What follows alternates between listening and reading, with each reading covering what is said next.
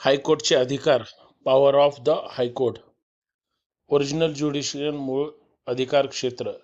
नागरी, फौजदारी व रीट प्रकरणावर अधिकार. आर्टिकल 226, 227, 235. लोअर कोर्ट्सना न सुटणारी प्रकरणे, विषयवस्तू अथवा कायद्याद्वारे सोपवलेली प्रकरणे. Appellate jurisdiction. अपीलीय अधिकार क्षेत्र. Civil appeal, criminal appeals, clause 15 letters, patent appeals आणि statutory appeals. Civil appeals district court व इतर सिव्हिल न्यायालयानुसार. Criminal appeals session court, CGM इत्यादीकडून CRPC नुसार.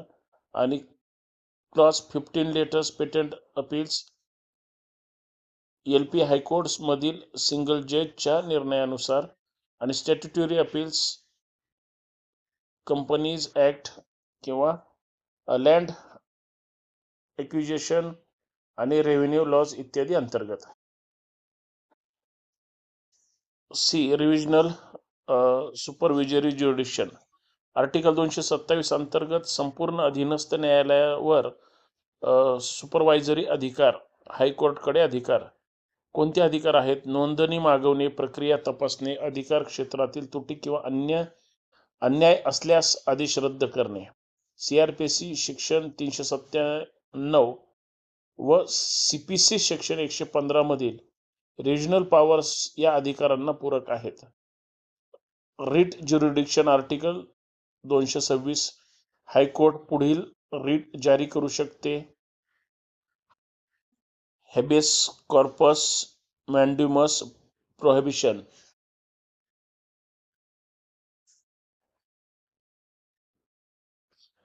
आणि कॉज वॉरंट्स.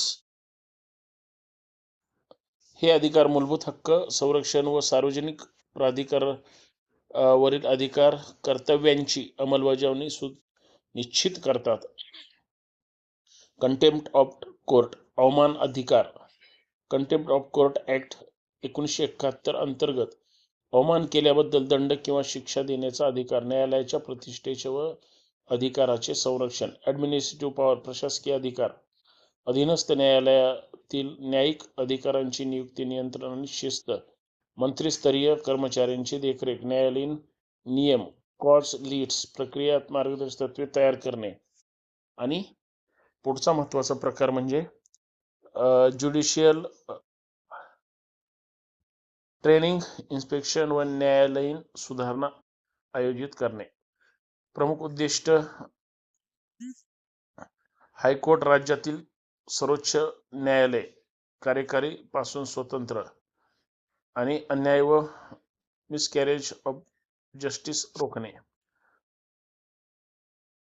हायकोर्टच्या अधिकाराचं महत्त्व: राज्यात रूल ऑफ लॉज कायम ठेवणे, अधीनस्थ न्यायालयांच्या त्रुटी दुरुस्त करून न्याय सुनिश्चित करणे, रिट्सद्वारे मूलभूत हक्कांचे संरक्षण, न्यायालयीन शिस्त व कायद्याचा एकसमान वापर सुनिश्चित करणे, नागरी व फौजदारी न्यायव्यवस्थेचे योग्य प्रशासन.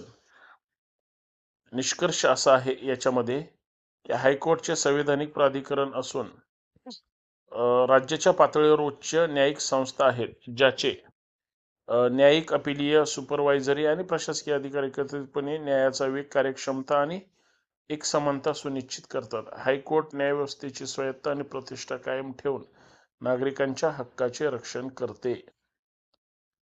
PDF पुढचा प्रश्न आपण याच्यामध्ये घेऊया तो म्हणजे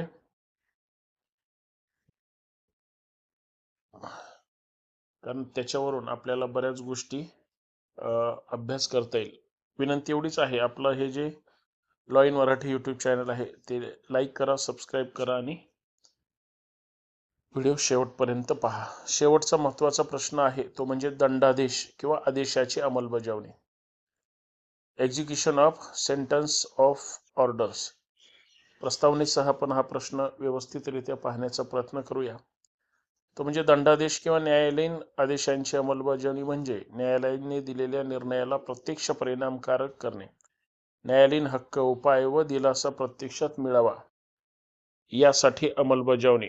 मुख्य कायदेशीर अधिकार CPC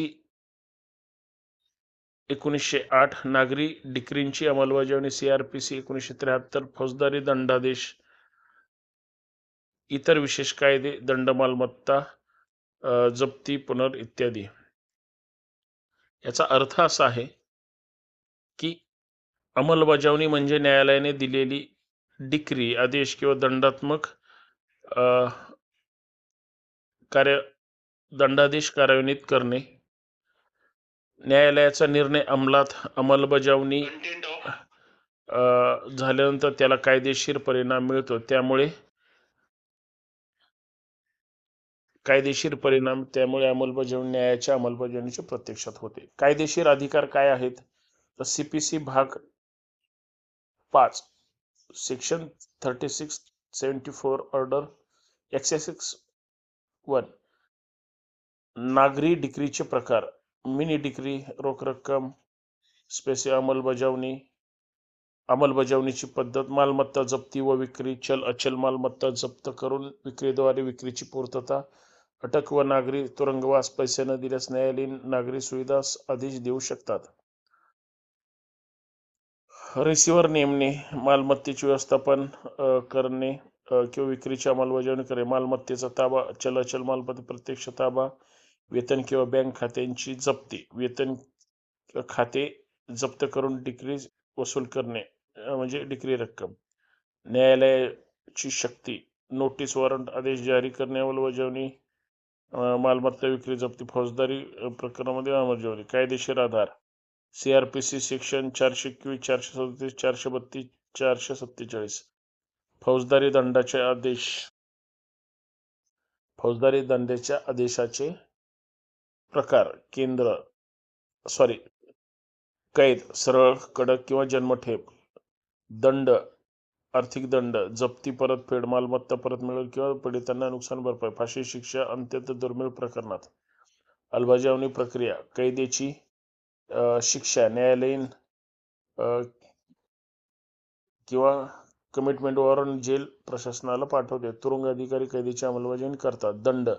दंड भरण्याची नोटीस न भरल्यास डिफॉल्ट इन्फॉर्मेशन सेक्शन, मृत्यूदंड, उच्च न्यायालयाची पुष्टी, राष्ट्रपती राज्यपाल यांच्याकडे दया याचिका, नंतर जेल नियुक्तीनुसार अंमलबजावणी. Prohibition, conditional release section 360 CRPC अंतर आरोपीला प्रोहिबिशन दिला जाऊ शकतो. प्रोहिबिशन ऑफिसर कडून देखरेख. न्यायालयाची शक्ती: वॉरंट जारी करणे, तुरुंग अधिकाऱ्यांना आदेश देणे, दोषी व्यक्तींचे हक्क सुरक्षित करणे, पीडितांना भरपाई आदेश देणे, इतर आदेशांच्या अंमलबजावणी, तात्पुरते स्थगन, अटॅचमेंट ऑर्डर आणि कंपेंडंट ऑर्डर. प्रशासकीय आदेश, अंमलबजावणी पद्धती, जप्त, अंमलबजावणी वॉरंट इत्यादी. अंमलबजावणी सहभागी अधिकारी: नागरी प्रकरणे, फौजदारी प्रकरणे, न्यायालयीन प्रशासन.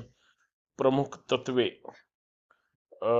अंमलबजावणी कायदेशीर रीतीनेच अंमलबजावणी, न्यायालयाच्या नियंत्रणात शिक्षा अंमलबजावणी आणि अनियमित अंमलबजावणी विरुद्ध अपील. महत्त्व: न्यायालयीन आदेश प्रभावी राहतात, दंड दायित्वाची टाळाटाळ राखते, कायद्याच्या पालनाने न्याय सत्ता मजबूत होते, समाज संरक्षण आणि पीडितांना न्याय. निष्कर्ष: अंमलबजावणी आणि अंतिम न्यायिक टप्पा आहे नागरी कायद्यामध्ये नागरी प्रकरणाची अशा पद्धतीने हा प्रश्न पाहतो.